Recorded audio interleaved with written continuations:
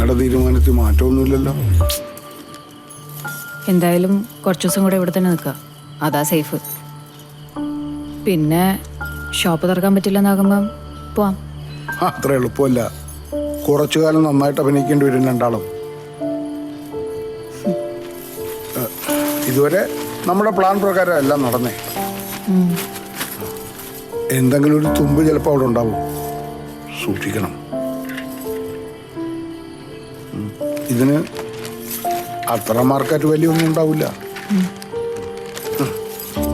ഞാനൊരാളെ കണ്ടുവച്ചിട്ടുണ്ട്, നല്ലവനാ, പറ്റിക്കല. ഇത് വിറ്റ് കിട്ടുന്ന ആദ്യത്തെ പങ്ക് നമ്മൾ ബേസിലിന് കൊടുക്കണം. അതൊക്കെ അപ്പ പറയണ പോലെ. പിന്നെ ഇതെല്ലാം കൂടെ എൻ്റെ തുരുത്തിൽ വെട്ടി കൊണ്ടുവയ്ക്കാം. അവിടെ ആ സേഫ്, ആരും വരില്ല.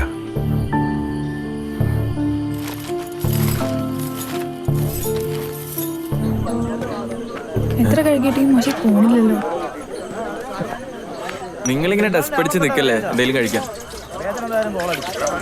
വാ, ഒരുമിച്ച് കഴിക്കാം. വാ.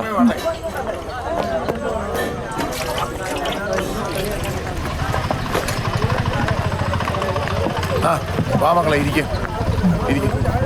രാവിലെ മോനെ ഒന്നും കഴിക്കാതിരിക്കില്ലേ? എടാ മോനെ മനു, വെച്ചാൽ കഴിക്കാൻ പൊറോട്ടയും കറി കൊടുത്തേ. ഇപ്പം കൊടുക്കാം. അല്ല, ഈ കേസും ബുക്കാറൊക്കെ തീർന്ന് ഇന്ന് കട തുറക്കാൻ പറ്റും? അറിയില്ല കേട്ടോ. എടാ മനുവേ, നീ പുറത്തേക്ക് നോക്കൊക്കെ എന്താ വേണ്ടെന്ന് ചോദിച്ചു നോക്ക് കേട്ടോ. ചെല്ല് മക്കളെ, നിങ്ങൾ ഈ പോകുന്നതിനെ കുറിച്ച് പുറത്ത് മനസ്സിലാക്കിയൊന്നും വേണ്ട.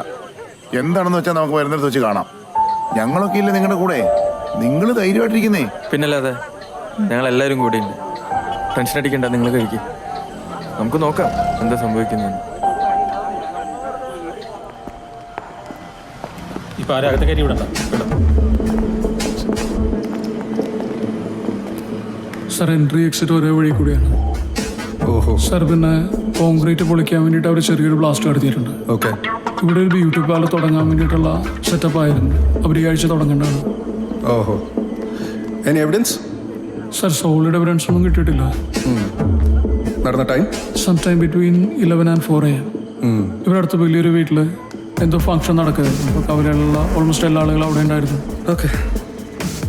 ഏതായാലും ഇതേ രീതിയിൽ മോഷണം നടത്തുന്നവരെ നമ്മളൊന്ന് ചെക്ക് ചെയ്യണം. സാർ, എമ്മോ കോൺവിക്സ്, പ്രത്യേകിച്ച് ഈ അടുത്ത് റിലീസായവർ. Sir. And what about the loot? Sir, ബാങ്കിൽ 70 ലോക്കറുള്ള ഒരു സേഫ് ഉണ്ട്.